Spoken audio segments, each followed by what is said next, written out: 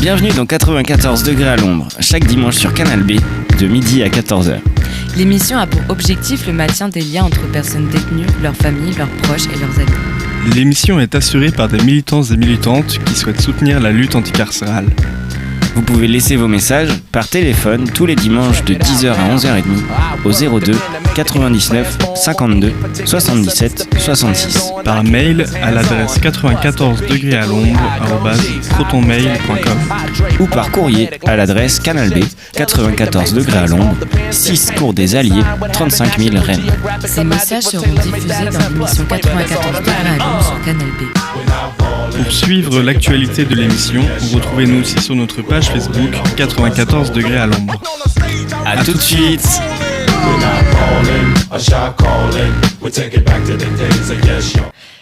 Salut à toutes les personnes qui vont nous écouter en podcast. Donc pour le point info, aujourd'hui on n'a pas beaucoup de temps. Je voulais vous parler d'un appel à contribution, d'une brochure pour les personnes transfemmes. Et on voulait revenir aussi sur la lettre d'Aurélie qu'on a reçue et sur toutes les galères qu'elle rencontre en prison. Donc pour ça, pour introduire le point info, on voulait faire passer une musique. Et c'est Camille aussi qui a une dédicace à passer, je cite, à toutes les gargouilles du monde entier, toutes les personnes qui crapahutent, qui sont potages, qui font des ronronnements, des gargouilleries, qui niquent les prisons et qui disent fuck au pouvoir. Et pour ça, on va passer Kerry James, Le combat continue.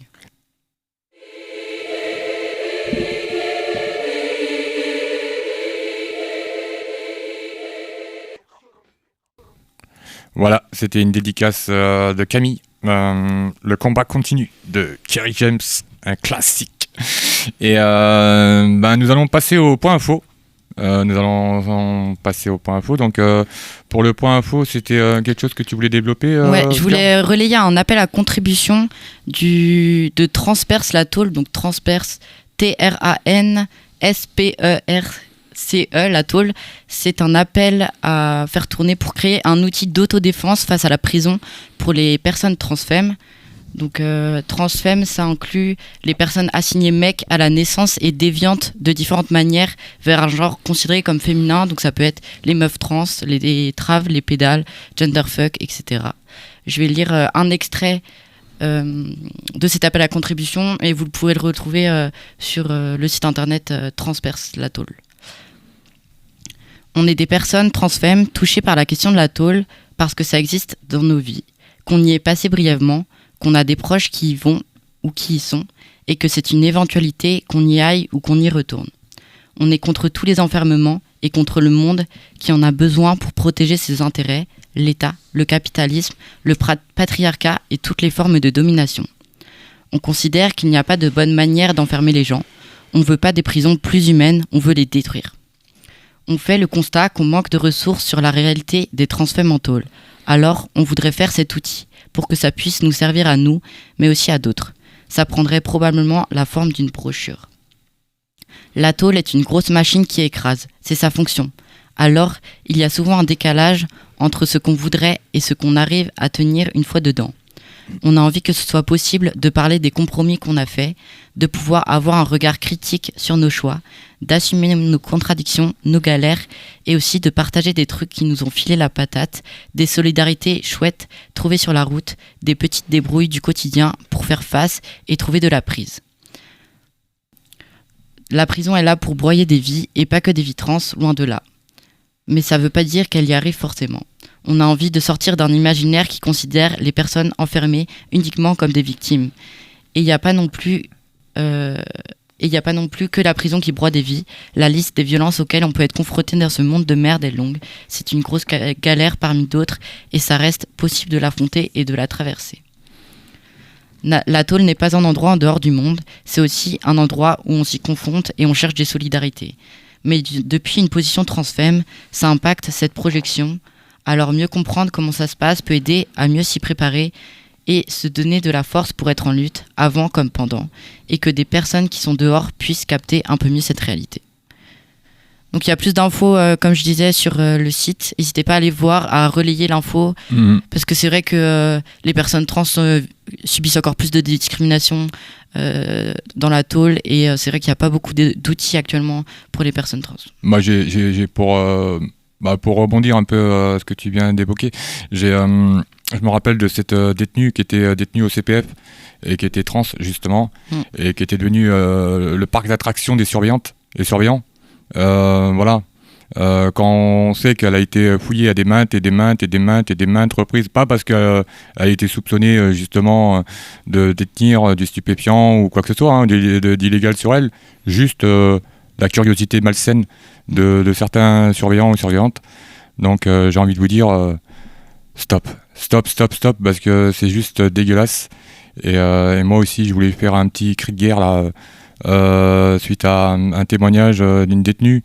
Voilà, je vais pas dire son nom, voilà, parce que je pense que c'est généralisé dans les prisons, que ce soit ici à Rennes ou dans toutes les prisons générales, dans les lieux de privation de liberté, quand on en vient à faire de la rétention de photos de famille, notamment des photos d'enfants, quand on te dit tu auras 2 photos et le reste ça va à ton vestiaire, j'ai envie de te dire nique. À quel moment l'administration pénitentiaire fait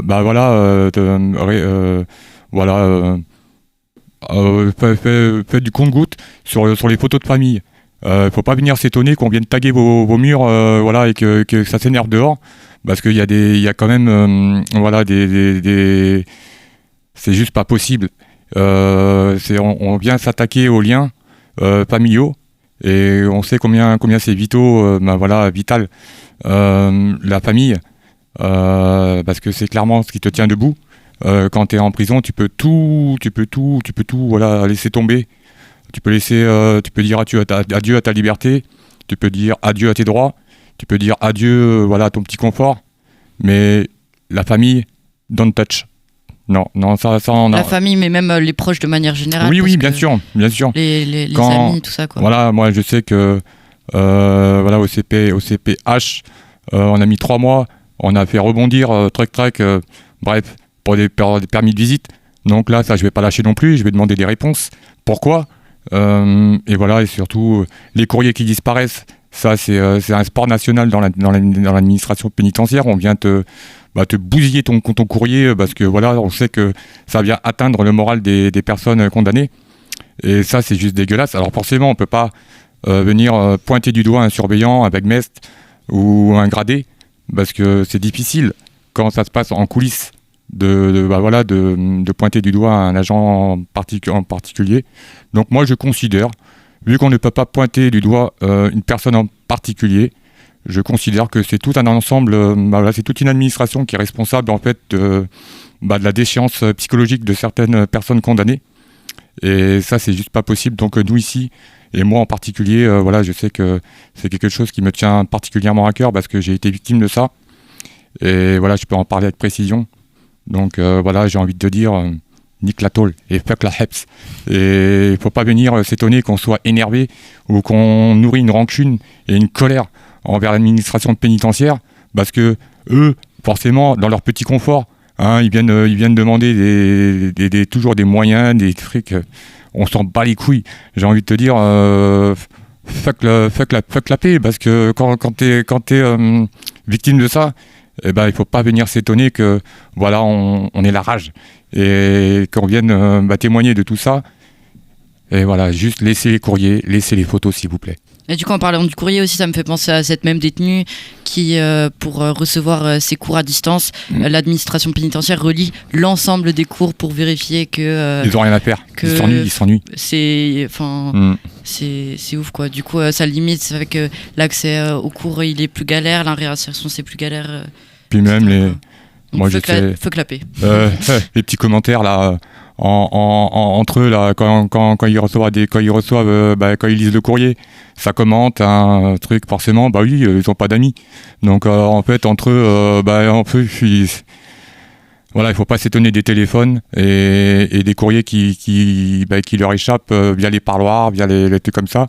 On en vient à des solutions comme ça, parce que quand tu vois des surveillants et des surveillantes qui entrent dans les cellules et qui lâchent des petits commentaires à la personne condamnée, nanana, j'ai envie de te dire, ferme ta gueule. C'est pas ton métier de commenter un courrier.